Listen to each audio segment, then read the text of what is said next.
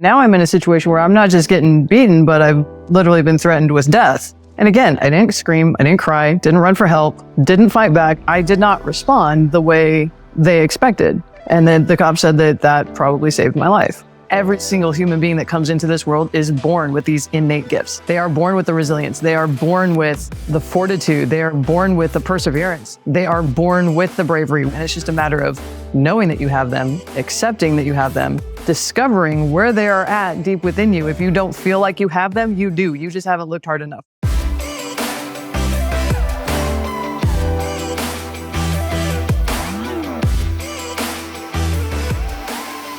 Hey there, welcome back to Raj with Kate Eckman. Another incredible episode for you today. I already am glowing from doing the pre-conversation with our next guest. It's so cool that you every now and then get to talk to somebody who is best in the world at what they do. And we have a world champion here with us today, Miss Rhonda Rajsich. She is the world champion in racquetball, has won more titles than you can shake a stick at. But I have to tell you, she is so much more than just a world-class athlete. She has been through unthinkable setback and trauma. And while she's experienced the highest of highs in terms of success, she's also experienced one of my worst nightmares, and something that was so horrifying to even read about or think about. And we're going to talk about it today because we're going to kick off the year with just some hardcore inspiration. So let's bring in Rhonda Rajsich. Thank you so much for being here on Raj today. Thank you so much. I'm grateful to be here. It's awesome. We just we spoke on the phone. We have mutual friends and just hit it off and have such a sisterhood. And, we're born in the same year. So I love that we have that bond. And your story, just the athletic side, is extraordinary in itself, but you've been through so many things that at which you could have even been killed in the process. And you've not only gone on to just survive, but really thrive. And so I would just love to share so many wisdom nuggets that you can offer today, because we're just coming off the holidays. We're kicking off a beautiful new year that I know is going to be great for so many. And I don't even want to dive into some of the horror that you've been through, but what does keep you smiling, which you are right now? What keeps you going to, again, not just have a great life, but really be best in class at what you do? Well, that's such a loaded question. I mean, the smile is a choice. I saw a quote once, but it said, you either make yourself happy or you make yourself miserable, but the amount of effort is exactly the same. Wow. And I've actually read that in some subsequent books, phrased a little differently, but basically the same principle of you can ultimately decide your state. Regardless of what happens, you still have a choice. And I'm not saying that you have a choice to be affected or not affected. Of course, horrible things affect everybody. Great things affect everybody. I think it's having an awareness of the reality of the situation and how you choose to handle it. And I also think that's a skill. That's not something that you're born with or not born with. I think that's something that the awareness in and of itself creates the opportunity to choose. And I'm not going through a great time right now. I'm going through it. I know a lot of people that are going through it for some reason this time of year. It's just kind of, like you said, there's something in the air. But on the other hand, I've just kind of at a point of surrender to what I can and can't control. And that is, I would say surrender at this point is the chapter I'm in on this part of my evolutionary journey. I've been through this growth period, I think, for about 1.5 years now. And just keeps getting worse. Which means the upside, I believe it has to be just as big as the slide, so does the climb. So I'm looking forward to getting through to the finish line of this growth period. Don't want to start at a deficit. I'm ready to start even and just keep going up. So for those who don't know about your extraordinary story of overcoming odds, and everybody has a different version of what that means in their own life or what they see in the news, but you were brutally attacked while you were living and training in Southern California. And as a Southern California resident, and I see the news too. And even I had a little bit of a nightmare last night. Just there's break-ins and things like that. And I try to joke with myself, they're not breaking into your home. There's $60 million estates up the street. They're breaking into those homes. And it's not funny, but it's because I've seen images on the news or on TikTok or something. And then it brings about fear, and you lived that firsthand. Can you tell us a little bit about what happened to you and how it changed the whole trajectory of your life? Sure. I love that you use that phrase because that's actually something that didn't happen. It didn't actually change the trajectory. What it did was it gave me a very unique experience, and it's the gift that keeps on giving, just endless life lessons. I know this is going to sound very twisted, especially when you hear the story. It's going to sound very twisted, but I'm grateful for that experience. As much pain as I'm in even right now on a daily basis and needing multiple surgeries, I've already had several. I'm grateful for that experience because it actually gave me more than it took from me. And with that, I'll go ahead and get into it. I was living in Hermosa Beach at the time. This occurred on June 1st, 2008. And I was walking on the Strand. And for anyone watching who doesn't know what the Strand is, it's that big piece of concrete between the homes and the sand of the beach where you see in movies and films, people rollerblading, walking their dogs, running, pushing a stroller. It's a very beautiful area. It's a very beautiful area. And it spans most of the coastline of the beaches. Anyway, I was walking on the Strand. It was late at night. And I saw a guy kind of standing underneath a street lamp. And I noticed him. I didn't really approach him or anything, but he just kind of turned and saw me. And he's like, "Hey, what's up?" "Nothing, man. How you doing?" He's like, "I'm all right. How are you?" And I was like, could be better. Whatever. As I'm thinking we're just having this casual SoCal, casual conversation exchange, this other guy comes off of a darkened patio from the right, and I never saw him. I never saw him until he came up on me, and then I saw this figure, and I turned my head, and he gets all in my face, and he goes, "What the you say to my boy?" And I was taken aback. I wasn't prepared. I wasn't expecting that. I was surprised somebody had that reaction to me walking by, and I was like, "Nothing, man. I'm just on my way. You guys have a good night." And I walked in between them, and I intentionally shoved my hands in my pockets so that they knew that I wasn't any kind of threat to them.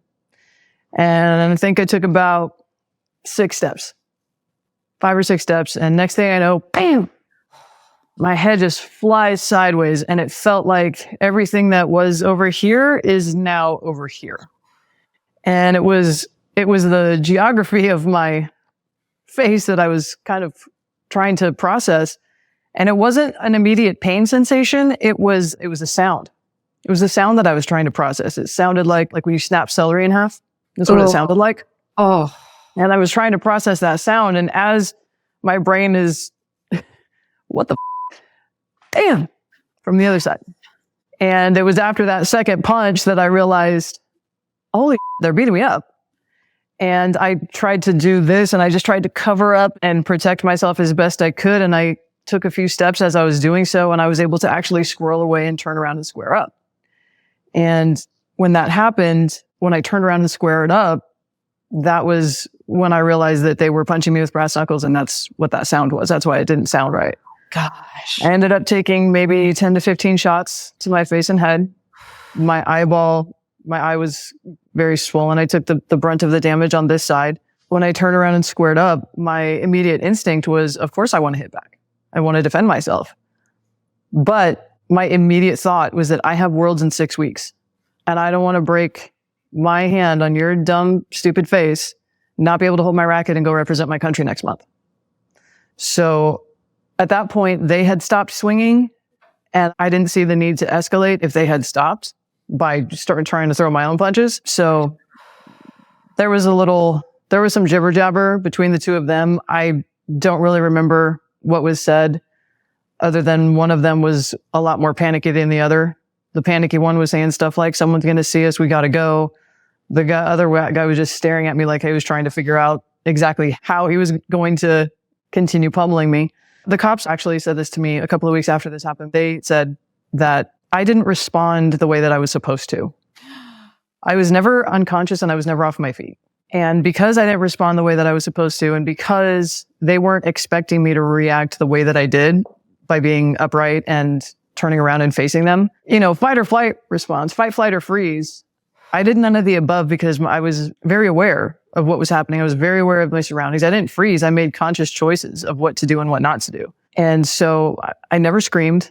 I never cried out for help. I didn't run.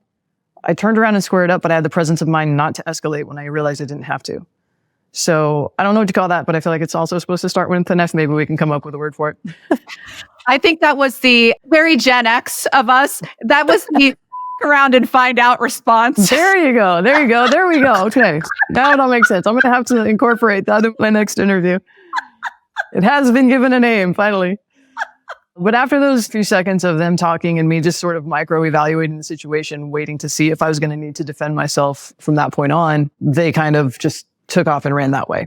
Well, I didn't want them to know that I actually lived in the property that this happened right in front of. That darkened patio that they came off of, we lived behind and above the garage of the house that they came off of. So I didn't want them to know I lived right there. So I started walking south to take the long way back up over to Hermosa Avenue. And I was walking home like this because I was afraid my eyeball was going to fall out. I don't know if you ever saw that first Pirates of the Caribbean movie. There was that one kind of bad guy, skinny pirate, that his wooden eyeball kept falling out the whole movie, and he's chasing it down the ship deck and chasing it down the street. And for some reason, that was going through my head. I'm like, oh my God, if this falls out and it's going to get sand all over it, they're not going to be able to put it back in. It's going to be gross. So I'm going like this, feel like I need to hold my eye in. And then all of a sudden I heard something, and I turned around, and it was the mean, angry one that had come off the patio. And he was running at me with his fist up and his brass knuckles still on, like he was going to Superman punch me. And I'm standing there like this, and I saw him coming. I turn around and I put my left hand out and I go, dude, just stop.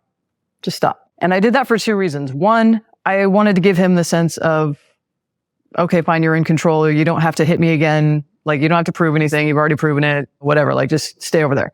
But even more so, I did that. I put my left hand out like that because I have no depth perception. I got one eye. So I put my hand out because I figure at this point, if he does come at me, I'm probably going to feel him move in closer to start swinging again before I register seeing him depth-wise. Anyway, at that point, he did stop, and he's standing there, and he's kind of rocking side to side like he's anxious for this. And he says, you, I'll to you where you stand. Do you think I give it? I just got out of prison. I don't care. I'll go back. I don't care. I'll end you right now. Wow. And at that point, I was just pissed. And so I'm standing there like this. And at that point, when he said that, I dropped both hands, made fists, and I said, okay, then go ahead. Go ahead. I'm right here. Kill me. What are you waiting for? And at that point, what went through my mind was, I don't care that you're a guy. I don't care that you're bigger than me. I don't care that you have a weapon.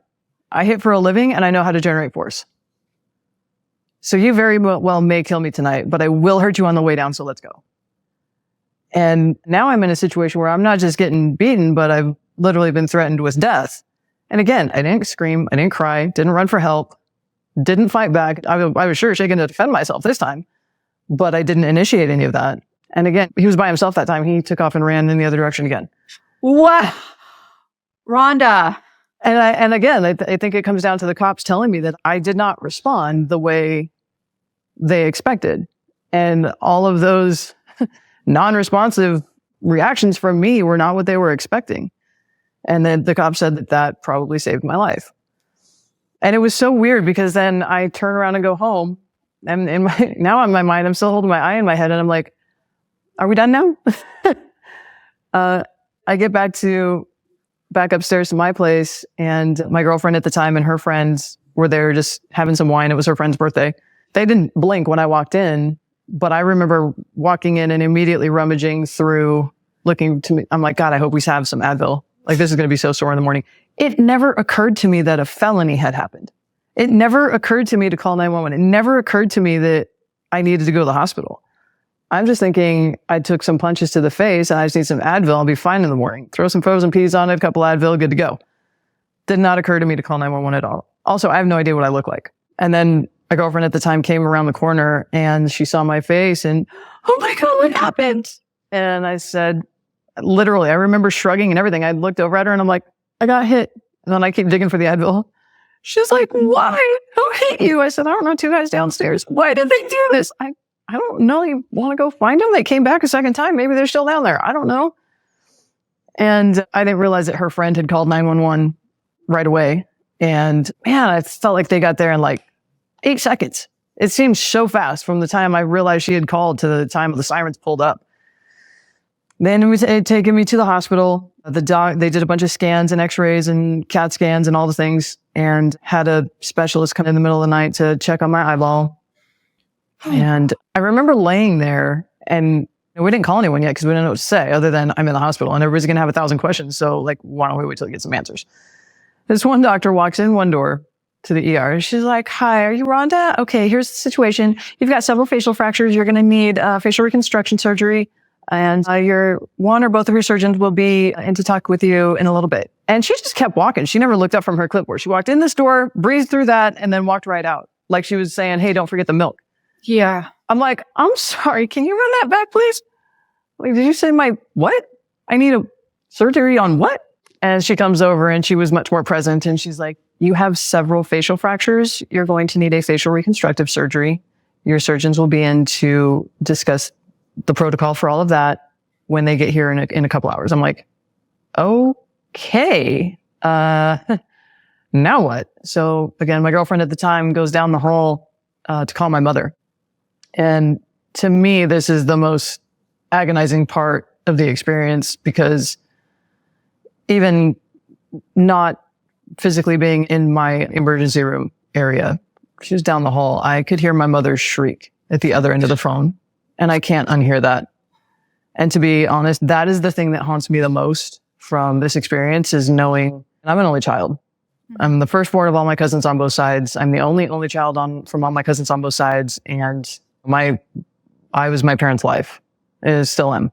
And so I know that anything happening to me just crippled them very deeply. I feel horrible for that.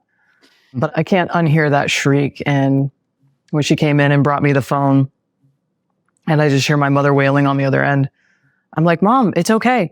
It's all right. She's like, no, it's not. She's hysterical. She doesn't even remember being able to have that phone call. I said, Mom, it's all right. At the end of the day, I just took some shots to the face. They didn't rape me. They didn't rob me. They didn't kill me. I'm going to be fine. And when I said that, I thought I was saying it to try to give her some ease, to try to give her some relief.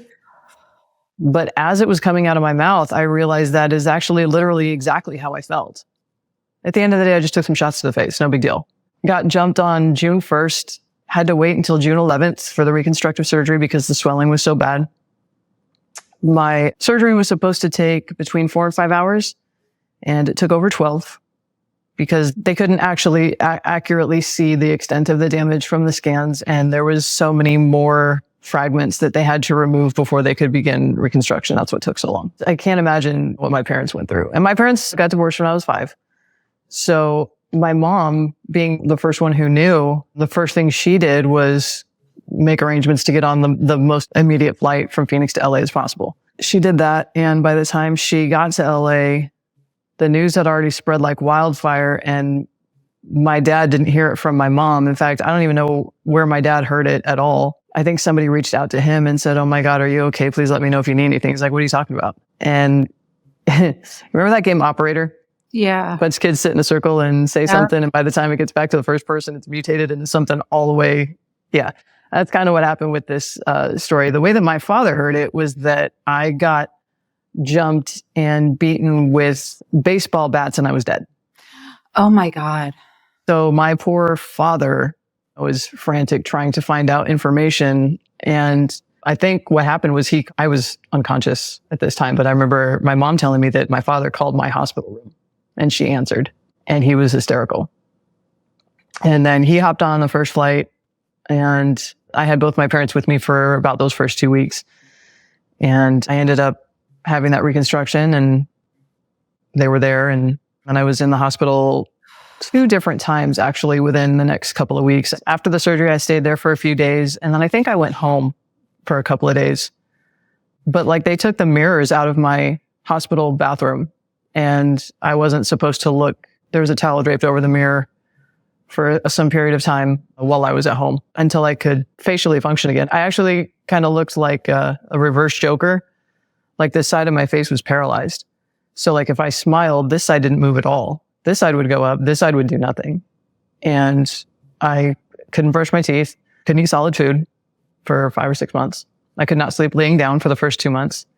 I had to go 2 or 3 days a week to one of my surgeons who was qualified in this specific neural maneuver to reset my equilibrium, to recalibrate my equilibrium.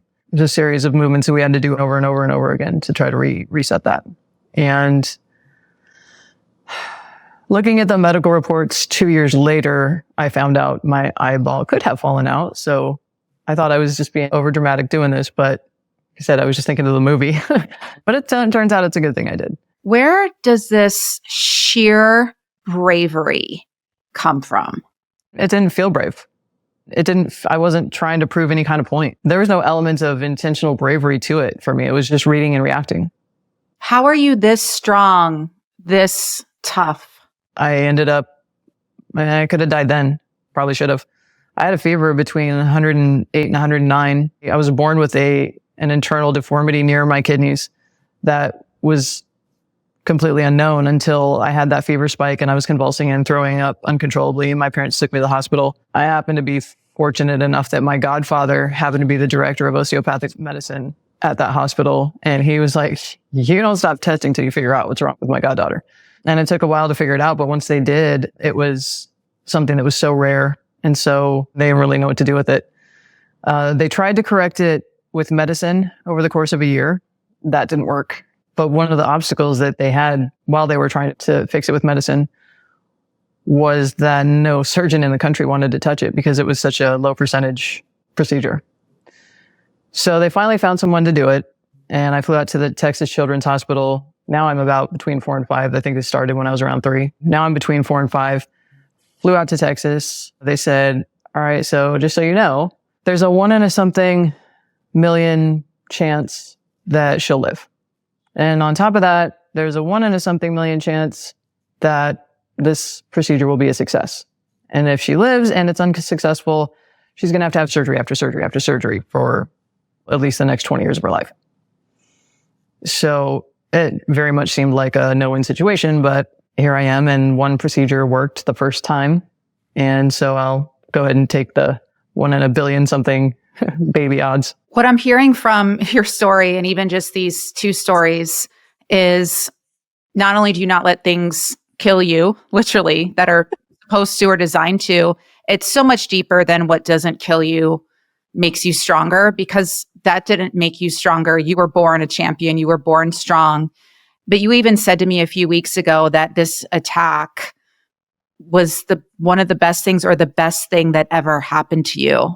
Why? How? Yeah, so there's a lot of things that I have learned and continue to learn from this experience. For starters, I know my fight or flight response, at least in that situation. I also know how many punches I can take with brass knuckles. Not that I need to know that in the future, but I do. And I've always believed that sports is a mirror for life and life is a mirror for sport. And I'm grateful for the greatest life lesson that I got from this experience is that nothing happens to you, it happens for you. And if you are able to look at any scenario, any possible event with that perspective in mind, to use that lens for any occurrence, no matter how big or small, no matter how horrific, there's got to be something. And even if you never find out what that something is, but you just have faith in the fact that there is some reason for that to take place, for you to glean something from it. It's really a perspective shift that everyone is capable of. It's just really hard to do when you're feeling the pain from whatever the event may be. It could be as innocuous as being late to work and getting yelled at by your boss, but you may never know that you actually avoided an accident that you could have been T-boned in had you made that red light and your timing was 9 seconds different. You may never know what that reason was, but getting chewed out by your boss versus getting T-boned and maybe not walking away from it, or being involved in something that somebody else didn't walk away from. We just can't be so arrogant as to feel like we have control over everything that surrounds us. I just want to acknowledge the bravery, the courage, and also the heaviness for me, for you, for anyone who's listening or watching this, and the deep trauma. And I want to weep because it's a miracle that you're alive, even times 2, even the 2 stories that you shared. There's a few more. All cats need to move over with their 9 lives. The cats can take several seats. I've been accused of being part feline sometimes for that reason. We've got a lion here, truly. But just the sheer resilience. And I'm so empathetic. I'm right there with you in these stories, and you're taking my breath away. And this is so much deeper than the world champion mentality in sport. I mean, it's really the world champion mentality in life and humanity. And the fact that you're not filled with full-time rage and bitterness and resentment, and that you haven't hung up the racket and thrown in the towel And all that would be like, I get it. And again, you're like, that's just how I am. But you know what else I find interesting? Obviously I had a tremendous amount of support and really surrounded with such incredible people around me, and even total strangers that I may have never met before, but that heard about it and responded in some way. But beyond that, one thing that I got quite a lot of was people offering to, you just point them out to me, I'll take care of them. wow. And I again, this wasn't intentional. This is something that I'm just observing as it's happening in real time at the time. Was I had absolutely no designs of vengeance on them. I actually realized how much I forgave them almost instantaneously. As a very strange conclusion to come to, but anytime anyone offered to dole out their own brand of justice on them, I'm like, I'm not worried about that. To my knowledge, they've never been caught for it. I've never been contacted by the police saying, hey, you're open case, somebody's been arrested for it. Nothing like that has ever transpired, but I don't give them a second thought. I will admit, though, that when I am in the South Bay, when I am in the Manhattan, Hermosa, Redondo area, I do automatically scan every face that I see to see if I recognize anyone as one of those two guys that, with the brass knuckles that night. Not in fear, more curiosity. Like, I wonder if they're still around here. I wonder if they've been arrested for something else. I wonder if they're still alive. I wonder if they moved somewhere else. I've even tried to imagine, like, if I did feel like I recognized one of them, like, would I even call the cops, or would I just be like, look at that, he's still here? I'm really not sure. Like, I have no intention of harming them or hiring anyone to harm them or any such idea. But it was kind of a weird realization to have, realizing that, like, I don't hate them. I'm not mad at them. I mean, this whole thing sucks. And my daily pain, even now, all these years later, is a 10 out of 10 or worse on my best day. I'm at about a 27 today. Like I said, I know I need another surgery, and I haven't had one because the most recent one I had was in March of 2021. And I don't like not being able to eat solid food for 5 months. Oh, honey. It's annoying. But I do have to give you the best part, though. There's a good part to this story. Well, I have save that for a minute, because I wonder if this relates to my question that I'm thinking. I don't know if what you have in spades can be taught, but I'd like you to try. And I don't know if that's what you're getting to, because what's coming to mind is this woman, Doris Dalton, who hired me to be her TV presenter in Europe. And she said, you can teach anyone to be a product expert, but you can't teach personality. You can't teach sparkle. You have the personality. You have the sparkle that can't be taught. And so for you, I'm like, all right, you've got the resilience, strength. Again, we need to figure out a word for it. I don't have the word for it besides superhero. but God willing, none of us ever go through a fraction of what you've endured. But what can you teach us in terms of strength, resilience, overcoming fear, overcome literally life's greatest, if you will? So this is not a cop-out answer, because these are things that I work with people on, but I don't teach it. I help them uncover it, because I truly believe 1,000,000% that every single human being that comes into this world is born with these innate gifts. They are born with the resilience. They are born with the fortitude. They are born with the perseverance. They are born with the bravery. Go watch any alien movie. Us puny, weak little humans win every time against the aliens that are far superior and advanced in technology and evolution and all the things. But we are a species that has a certain set of gifts that no other species has. And so I believe it's 5 or 6 gifts. And I'll get into those another time. That's more of my coaching stuff. But as far as what we are capable of as beings in general, every single one of us has all those qualities you just listed about me. I believe everyone is innately born with them. And it's just a matter of knowing that you have them, accepting that you have them, discovering where they are at deep within you. If you don't feel like you have them, you do. You just haven't looked hard enough, or you haven't had a situation that put you in a place where you needed to summon them. I wasn't planning on getting my ass kicked that night. I'm used to overcoming numbers on a scorecard if I'm behind in a match.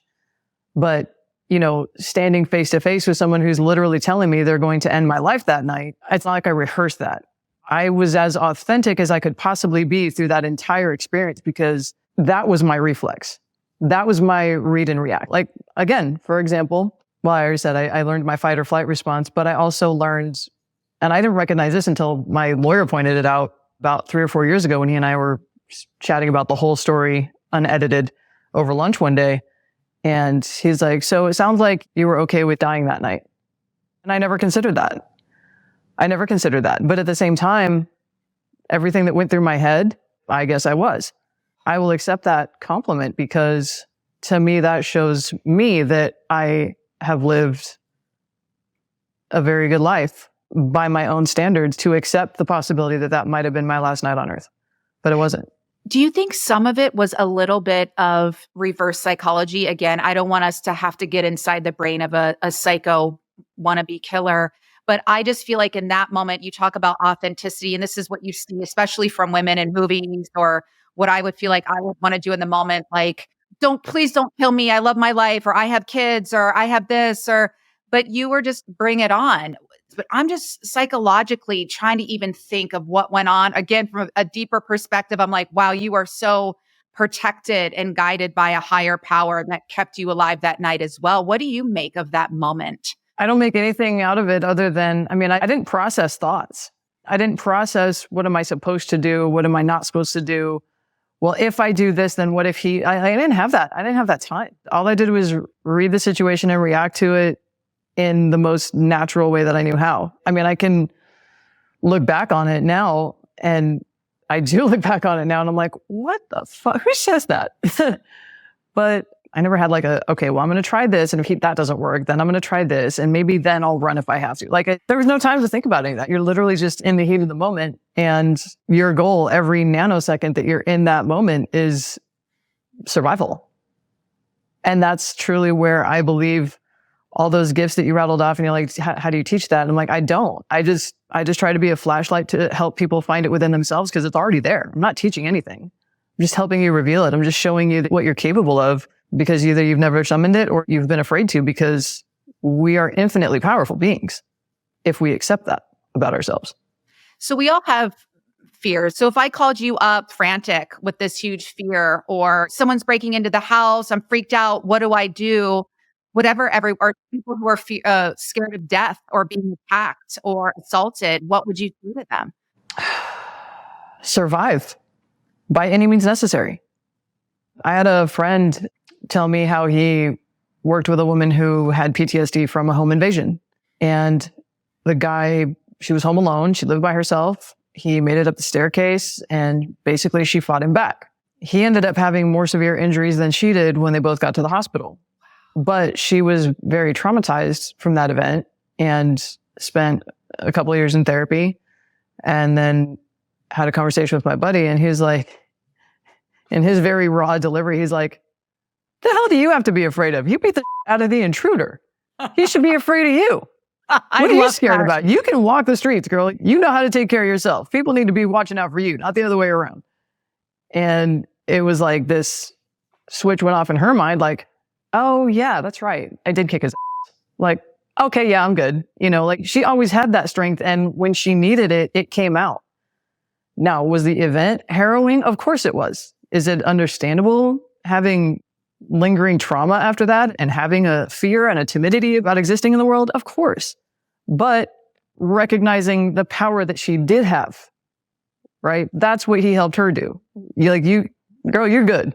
You said you can fight your way out of that. You can fight your way out of anything. You're good.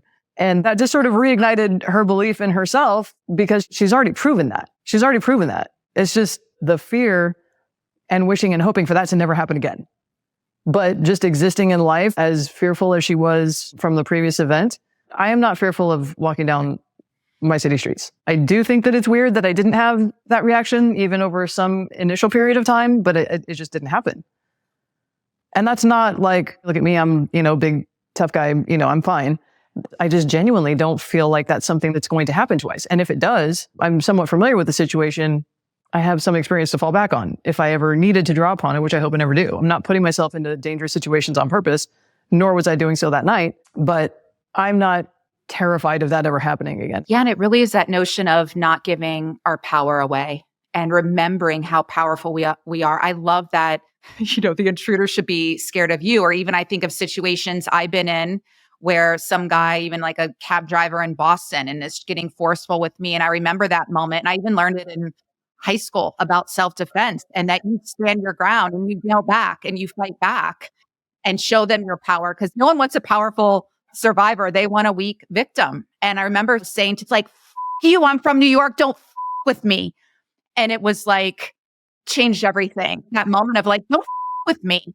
And that's our even generation, the around and find out. And I keep saying, but I'm like, don't with us. So it's embodying that energy. I think it definitely is. But you know what though? So much of that, like I said, I do 100% believe that all human beings are born with that innate strength. I do believe that we all have that. I do believe that we all carry that with us in everything we do. And it's just a matter of acknowledging it, accepting it, and harnessing it and calling upon it when we need to, as you did in that example, right? But it's also, all of that also stems very much from, in my opinion, knowing who you are. Know thyself. Be authentic. And when you can do that, it becomes a whole lot easier to defend yourself because you know exactly who and what you're defending. You know, I heard it described this way: between self-image, self-esteem, and identity. Your identity is who you are. Your self-esteem is how you feel about who you are. Your self-image should be who you think you are, but instead it's who you think other people think you are most of the time. And until we take that power back for ourselves, where we know who we are at our core, where we know our strengths, our weaknesses, our power, and accept all of them for what they are, work on the things that you can work on, embrace the things that are where you want them to be. That authenticity is what I think allows people to step into their power most easily, most readily, and with the most acceptance and grace for themselves for who they are, the way that you did in that example you just shared.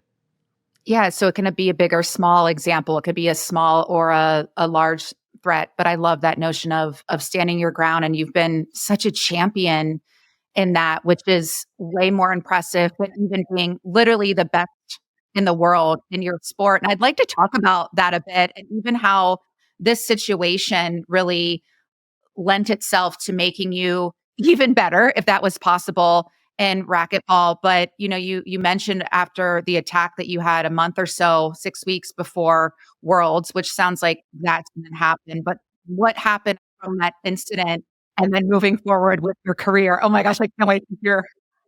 Yeah, this was the happy ending to the assault story. So yeah, I did get a call from the U.S. team coach at the time. And, you know, he wanted an update on how I was feeling, how I was doing, how's my progress, what's next, what did the doctors say, all the things. And I remember at the end of that conversation, now again, keep in mind, Worlds is the reason I didn't hit back, right? Worlds was at the forefront of my mind while I was getting my ass kicked. And it was never a possibility in my mind that I would not be going to Worlds. So when we finished up that conversation and he started to sign off with, well, heal up quick, kid. We love you. We're all going to be thinking about you and playing our off for you. And I'm like, huh? He goes, in Ireland, we're going to be playing our asses off for you. You're going to be with us in spirit. I'm like, yeah, I'm going to be playing my ass off for you too. And he goes, what do you mean? I said, in Ireland. He laughed. He goes, you're not going. And that was like bomb dropped on my soul. I couldn't believe he said that. I'm like, what?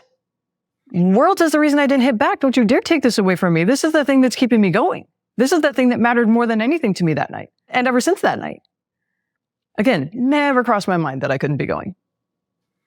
And I fell into a very deep, dark depression for, I don't know, I was heavily medicated. Time is kind of warped in that, I'm guessing about 3 or 4 days. But through those 3 or 4 days, I knew that I couldn't exist like that. That didn't feel right. It didn't feel good. I couldn't handle that by just crawling into a hole and curling up in a ball. I tried that. It didn't work for me. So I just decided I'm going to go ahead and get ready for Worlds anyway. And I wrote him an email and I copied everybody in some position of authority that I had an email address for as well. But I addressed it to him because he's the one who said that in that conversation that we had. And this is almost word for word. Although I admit, I did look it up a few years ago before one of my speeches, just to make sure that I'm like, I should double check my verbiage. And I did actually find that email from 2008 laying around, and I read it. It was pretty spot on, except that I forgot the very last sentence that I had written him. And then when I read it, when I looked it up a few years ago, I was like, oh my God, who does that? What'd you say? I said, dear Dave, apparently whether or not I go to the World Championships next month is not up to me. But whether or not I'm ready to be the world champion is entirely up to me. So please do what you need to do, have your meetings and your phone calls, and do whatever you truly believe is in the best interest of Team USA. But just so you know, I will be ready to be the world champion by July 29th. That was the day our flights left. That was the day my flight left. I think we were all going to meet there around the same day. I said, but just so you know, I will be ready to be the world champion by July 29th. And then this is the sentence I forgot. I said, so if I don't go and you don't win, that's on you.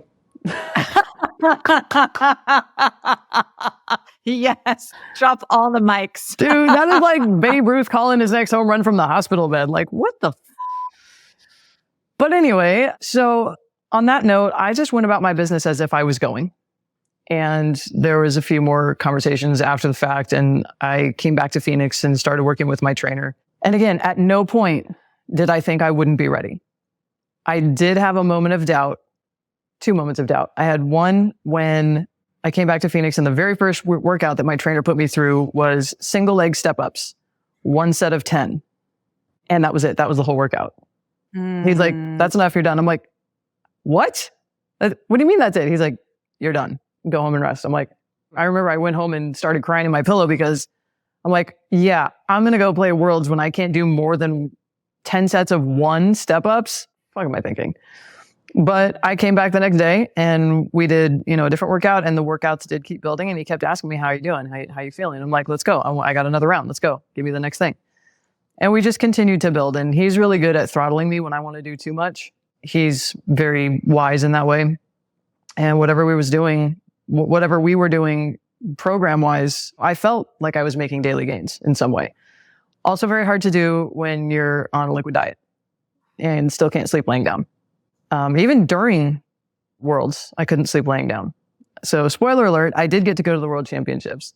The second time I had doubt, I played in a tournament days before we left for Worlds. And I actually played one of my US teammates in the singles final. And she's more of a double specialist, but she beat me 11-10 tiebreaker. I had her like 10-9 and I had a great serve, and she got a super lucky return and, whatever. Anyway, I lost 11-10 tiebreaker. She's also one of the most no-nonsense people I've ever known in my life. And I asked her, I said, tell me the truth.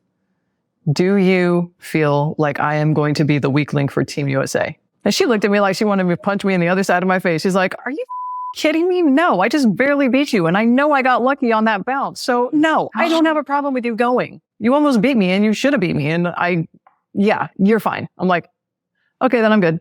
Because if that was her endorsement, then that's definitely one that I can believe. And 64 days after getting jumped, 53 days after facial reconstructive surgery, and 29 days after abandoning all pain medication against medical advice, I won my first world title without losing a single game. Oh, you cry. Well, this is the part that I get emotional about. It's not even about me, but I played the other U.S. singles player. So there was 2 singles players and 2 doubles players. So there was 4 men and 4 women. And I played my U.S. teammate in the finals. So it was an all USA final. The men's singles had an all USA final. Both of our singles men were in that final. And then both our men's and women's doubles teams also won. So that is the last year that I can recall. And I've been on the U.S. team for about 179 years. So that's the last one I can recall where Team USA swept every division, had an all USA final in both singles, and USA doubles won both of their matches against the other countries. And we swept all the individual awards, the men's overall, the women's overall, and the team overall. And it was amazing. To be a movie. This needs to be a movie. I also, anywhere I live, I would like you to live next door, please. You got it. You got it. Everywhere I go, I would like you to be there. I got to. You've caught me in such a authentic moment of emotion. Your story is so heroic and authentic, and all the words and themes that I love so much. And I know you're going through a challenging time right now, something unrelated, and although everything's related, and I almost want to, call into God or whatever you believe in and whatever one believes in, and just say, you know what? Okay, she's had enough. She's overcome enough. She's proved enough. I want to just put you on a float on a lazy river and gently push you down and give you a cocktail and be like, enjoy. Oh my goodness. You know what? When I get through this growth period, let's celebrate with exactly that. Doesn't that sound lovely? That sounds delightful. Sign me up. I'm just seeing us in our little swimsuits floating around without a care in the world. And at a delta of massage tables, that'd be ideal. Like, I will look that up. You're in charge. You're in charge. Oh my gosh. But do you ever just feel like I need a break? That's enough. I've done so much. Only because I don't look in the rearview mirror very often. I believe there's a reason the windshield is bigger than the rearview mirror. And that has been to my own detriment sometimes. I understand that the rearview mirror still does have its purpose. And I don't actually acknowledge a lot of things that I should, good and bad, ways that I've grown and things I've done, and also ways that I can still improve. So it never feels like, can I please just get a break? I might have a fleeting feeling of that when it's like, and the hits just keep on coming like they are right now. But how much of that, of the things that may be feeling overwhelming, how much of it is within my control? And if it's not in my control, I have to surrender it to someone or something bigger than myself, because there's nothing I can do with it anyway, at least lately. And by lately, I mean, just in the last few days. This has been taking a tremendous toll on my life and others around me. It's been taking a tremendous toll on the trajectory of my life, but I can't spend energy that I don't have trying to control something that it's not mine. It's not my car to drive. So I think that whatever energy I do have needs to be spent on my own healing, my own self-exploration, my own finding answers for things, my own deep dives into a lot of dark places that, maybe I haven't dealt with certain things as well as I have, or maybe I have dealt with them, but at some point I stopped because it was comfortable to stop there, but there was still other layers that needed to be digested and dug up. And I'm willing to do the work. I have been doing the work. It's kind of like just when you think you're rounding the last turn, you look up and you realize, oh, I thought I had 1 lap to go. I've got 749 more laps to go. Okay, cool. But life is a journey. And the only time that journey ends is when we die. So I don't think feeling like, I need to hop off the train just yet. And that's not up to me either. How can we tap into our inner power a bit more? So be like Rhonda, the Michael Jordan when we were younger. Be like Mike. I'm like, I want to be like Rhonda. All right. We get a Gatorade deal and a Wheaties box deal and Nike, and I am in. We'll get all that, and then the lazy river awaits. Let's do it. My lips and not yours. Perfect. It really starts with know thyself. Like, you really have to start with knowing who you are. The one thing that I had, I will admit this, the one thing that I had that no one else could possibly understand when I was trying to vie for my spot on the US team to be able to go to Worlds that year was that I knew what I was capable of. And they didn't. That is why I was so adamant about going. It wasn't about ego. It wasn't about, no, that's my spot. I earned that spot. I should go no matter what. Trust me, the last thing I wanted to be was the weak link for Team USA. But I knew that I was capable of delivering on what I set out to do that year. And way before I got jumped, I was committed to winning Worlds. It's a really big deal to me. I hadn't won Worlds yet, and I really wanted to.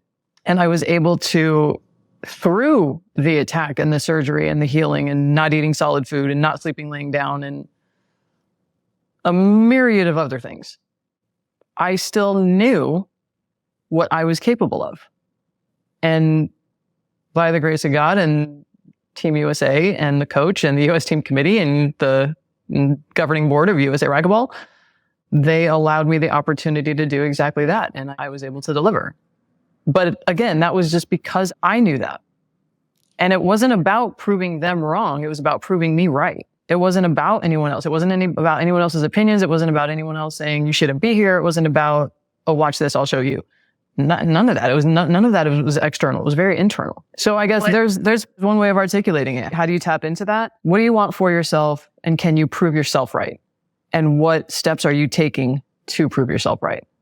I knew what that looked like for me. It was very easy. Get as much rest as I can, visualize as much as I can, because I couldn't physically work out for a really long time.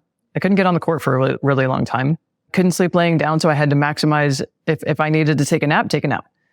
If I took 7 naps a day plus trying to sleep for more than 3 hours a night, that's what I did. It was getting the protein shakes in. It was getting the supplements in. It was watching matches of myself and my opponents and taking notes. It was doing all the things I could possibly do that didn't involve picking up weights, running or chasing the ball, hitting the ball on the court for practice because I couldn't. So I knew exactly what all of that looked like for me going forward to prepare for a tournament in a way that I never had to prepare for a tournament before. And I think that honestly, that probably helped me even more than if I had trained traditionally as I normally would have if that didn't happen. So again, this whole experience really has given me so much more than it's taken from me. And that includes knowing what I am capable of, which I will caution you is also a double-edged sword because when you fail to live up to your own expectations, it's the biggest stick you can find to beat yourself up with. And I am a master at that. I am a master at that. But being aware of that makes it easier to put the stick down in fewer hits. What we think about ourselves matters most. I want everyone to just stop, take a deep breath and take that in because I want to say it again. What we think about ourselves matters most. What we know we are capable of matters most. And I think a lot of us understand this intellectually, but we don't put it into practice. We still think I think that sometimes I'm like, no, I believe it. I believe I should be a household name in this. I believe I can do this. I believe I can create this media empire. But I'm like, well, I need someone to give me an opportunity. And I'm like, well, you can give yourself an opportunity and build it and make it good enough where then that's just the result. The most important part of success is never giving up. As long as you're in the fight, you have a fighting chance, period. I'm just taking it in. Yeah. So you're like Mike we're going to be like Rhonda. And then at 46 years old, you're still at the world champion level in sport and racquetball. So you've even outlasted Tom Brady. He's our age too. How are you doing this? And I guess why are you still doing this and still achieving and competing at this level? So I have actually taken the last year and a half away from the courts competing, specifically to focus on building my businesses up, which is speaking, coaching. I do some training on the side, and I am writing a book. It will be out eventually. I mean, I've been speaking for over 19 years. I've been coaching for a little over 8 now. And it's something that I've always wanted to do. But now it's more like I'm closer to the end of my playing days than I am to, starting another huge run. But I do still intend to start that run at the beginning of next season. In the meantime, I've given myself this time to get my businesses where I want them to be so that, because I know how I am.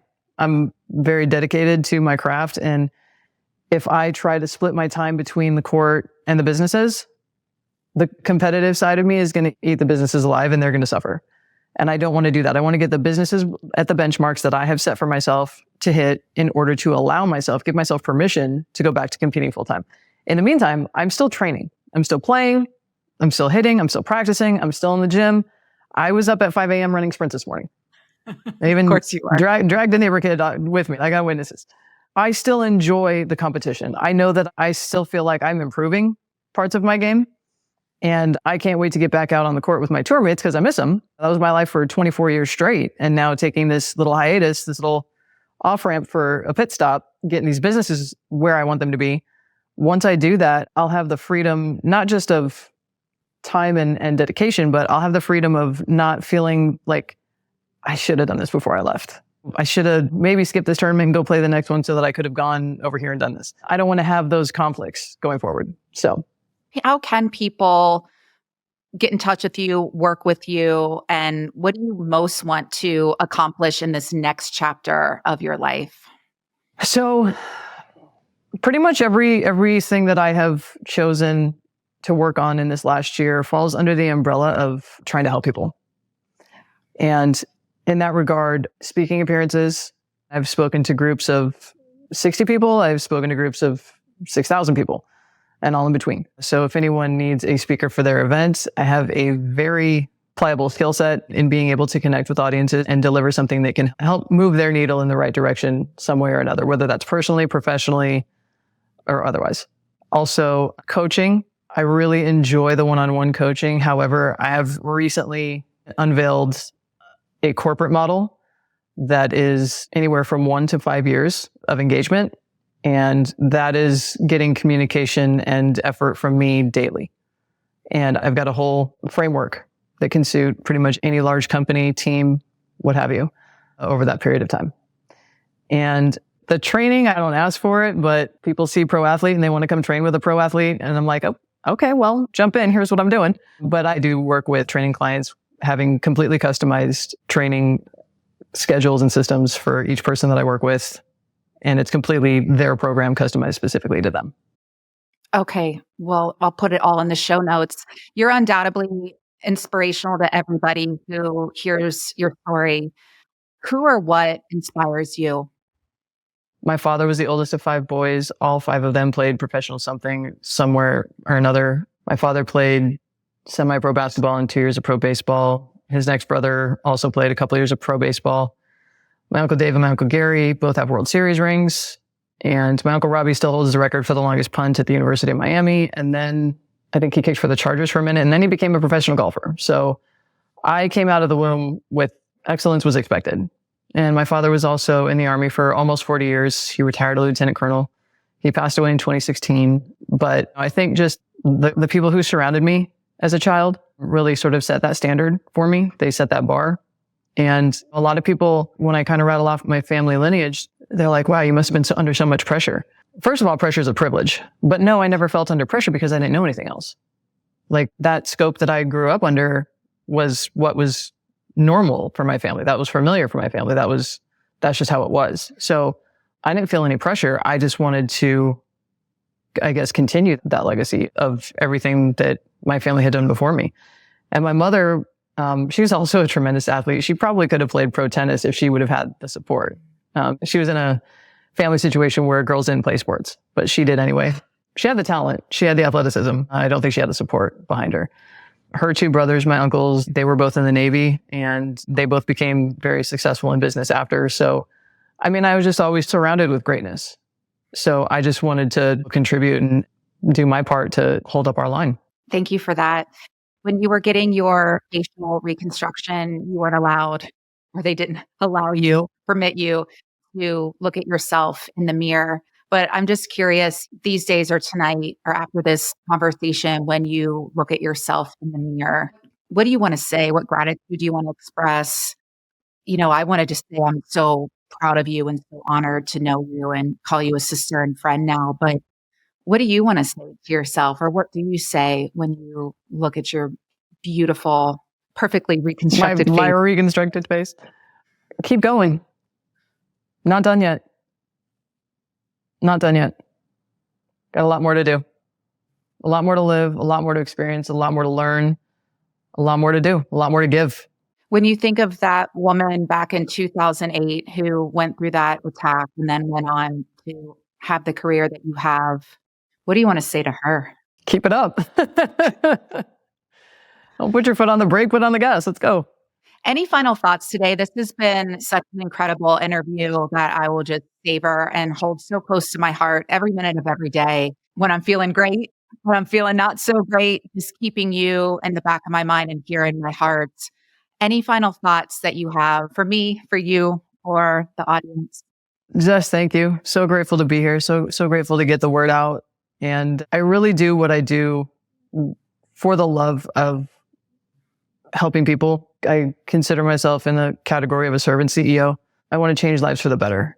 I want to show people that they don't have to settle. I want to show people how strong they really are.